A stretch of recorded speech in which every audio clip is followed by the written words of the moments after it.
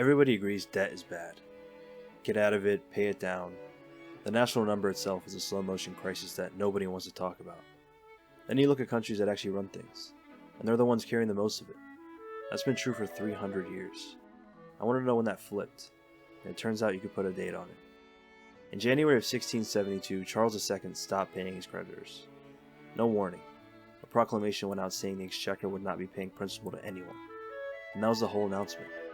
1.2 million pounds. About a year of everything the crown took in. Call it $250 million in today's money, and understate it. Because the England of 1672 was a much smaller thing to take a bite out of. The men holding that debt were London's goldsmith bankers. Private deposit takers who had drifted, over about 30 years, into being the crown's biggest lenders. Robert Viner was the king's own goldsmith. He'd made the coronation regalia 11 years earlier, the actual crown on the actual head.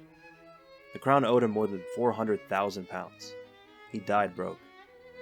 Edward Backwell ran the biggest banking house on Lombard Street. He moved bullion across Europe and financed the government. He was owed nearly $300,000. He died in exile, hiding from his own creditors. Because that's the part that did the damage. The goldsmiths couldn't get their money out of the government, but their depositors could still walk in and ask for theirs. Contemporary accounts put the number of people ruined at 10,000. 22 years later, the English government walked back into the same square mile of London and asked for 1.2 million pounds. It was fully subscribed in 10 days. Nothing had improved, the crown was not more honest, the city had not forgotten, and half the men writing checks in 1694 had watched what happened in 1672 with their own eyes. What changed was the paperwork.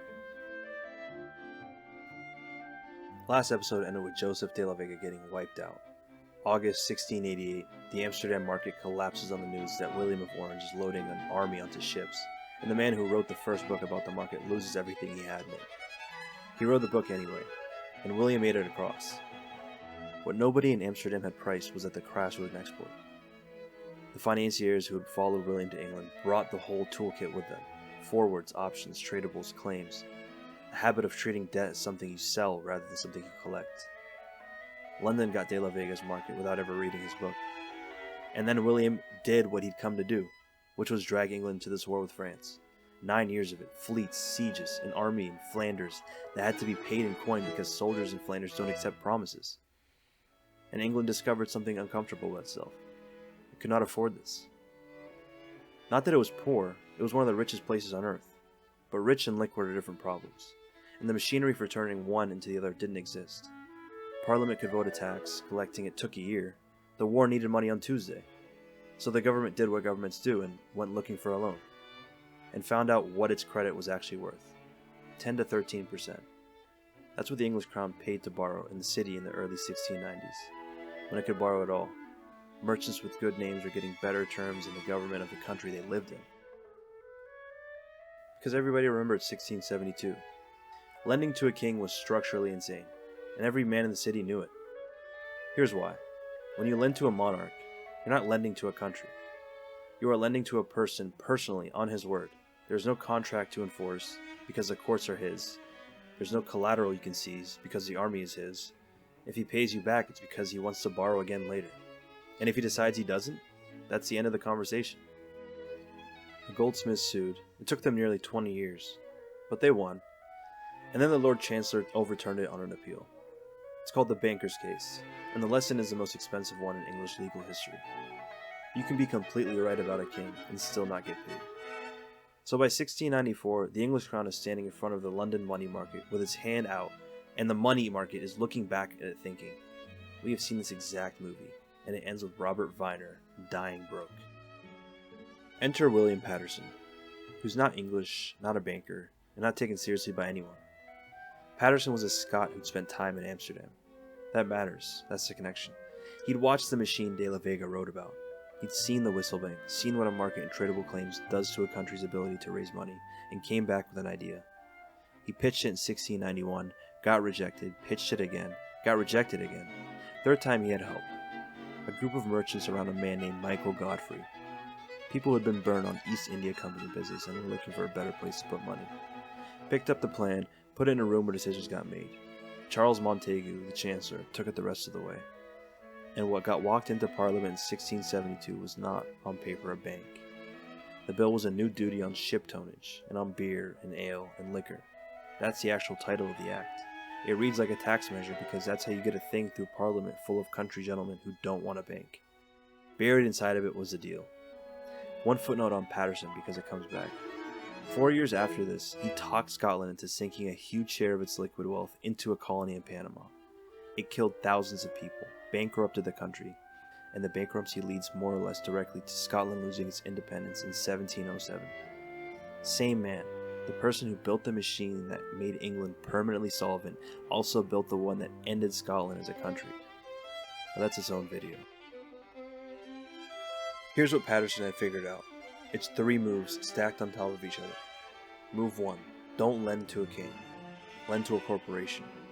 The subscribers wouldn't be creditors of William personally. They'd be incorporated by Parliament as the governor and the company of the Bank of England. And the interest would be paid out of a specific tax that Parliament had already voted. The king couldn't stop it because it wasn't his to stop. That's the entire fix. That's the difference between 1672 and 1694. And it's a legal structure, not a financial one. Move 2. The loan never gets repaid. Nobody was ever getting their $1.2 million back. And that was fine, because what you held wasn't a receipt, it was a share. If you wanted your money out, you didn't go to the government for it. You went to the next guy and sold your share to him. And that only works if there's a market where the next guy is already standing, which is exactly the machine Patterson had stood in Amsterdam and watched run. Move 3. And this is the one that closed the deal. You get to lend the money twice. The charter gave the bank the right to issue votes. So you hand the government your gold, you collect 8% on it forever, and you also get to print paper against it and run a banking business on the same capital. 2 returns, 1 pile of money. 8%, when the government had been paying 10 to 13, technically a little more than 8. The deal was £300,000 on 1.2 million, because they tacked on a £400,000 annual management fee. A management fee on a loan that never had to be repaid. And it was capped at £22,000 per subscriber. So this wasn't 4 men carving it up, it was a syndicate. Deliberately wide, small enough per head that a lot of people could get in. Nobody was being asked to trust the crown. That was the point. The whole design was built by people who assumed the crown could not be trusted. The night before subscription opened, men of the city were taking bets that a third of it would never be filled. First day, £346,000, a quarter of it paid on the spot. 10 days later, the whole thing was closed. And it nearly didn't happen at all. The Privy Council sat on it for 6 hours and came close to killing it. What pushed it through was Queen Mary, acting on a letter from her husband, who was in Flanders at the war, waiting to find out if he could pay his army. She died that December, smallpox, 32 years old. She never saw what she signed. The debt was never repaid. Not in 1694, not in 1700, not ever. It grew 1.2 million at the founding, 16 million 4 years later, and up from there for 3 centuries. And that's not the failure of the system, that's the system. Because on the other side of the channel, Louis XIV had more land, more people, and a bigger army. And he kept having to default, and debase, and squeeze, because nobody would lend to him at a decent rate. England, drowning in debt, could borrow cheaply and endlessly, and it did, and outlasted him. France did eventually try to copy this. In 1716, they handed the job to a Scottish gambler named John Law, who built something that looked like the Bank of England, and was actually a bomb.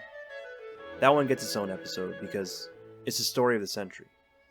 Short version, France tried to buy the outcome without building the structure, and it took about 4 years to blow up their currency. The country that owed the most money won. It won because it owed the most money. To people who could sell what they were owed to somebody else at lunchtime. Every time somebody shows you a national debt clock, every argument about a number that could never be paid off, that's not a bug that crept in. That's the load-bearing wall. It was invented in a room in London in the summer of 1694 by men who were not trying to invent anything at all. They were trying to get through a war. Nobody in that room thought they were building the future. They just thought they'd found a way to get paid twice.